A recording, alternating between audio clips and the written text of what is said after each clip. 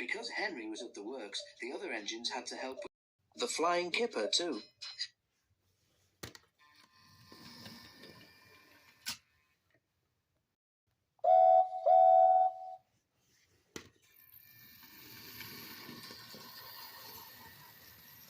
This is a special train of vans filled with boxes of fish, which goes to markets in London and other places on the mainland.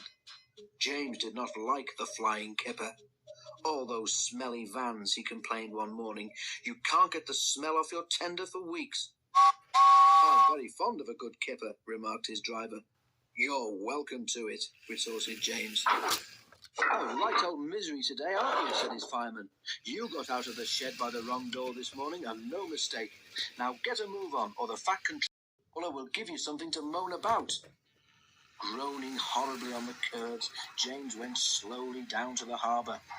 The vans for the train were already in the shed, while men in aprons worked busily, loading them with boxes of fish. "Pooh," said James, wrinkling his nose. James was coupled to the vans. He had not been waiting long when a forklift truck laden with fish boxes rounded the corner and came towards him. Another, hurrying away for a new load, came too fast in the opposite direction.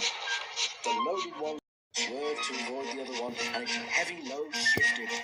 6 full boxes slipped from the top of the pile and burst open on the rails in front of James. James closed his eyes in horror.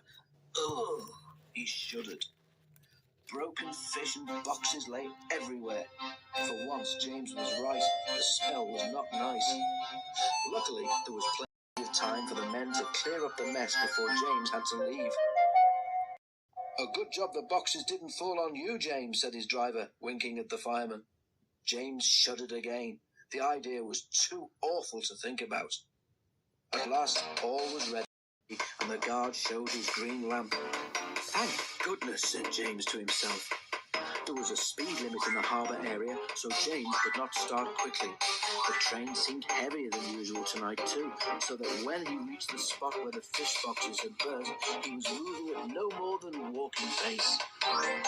The rails seemed clean, but oil and scales from the spilt fish were still there, coating them with a slippery film.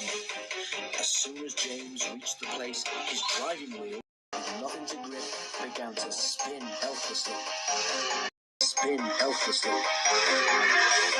James did his best, but the heavy vans dragged him to a standstill. He found he could move neither forward nor back. "Fish!" exclaimed James in disgust. Men brought hoses and washed the rails. James grew very wet and uncomfortable. Then they put sand on the rails in front of each driving wheel, and James was at last able to move his train. He was very late, but he was off the fish. To say he was glad, he was putting it mildly.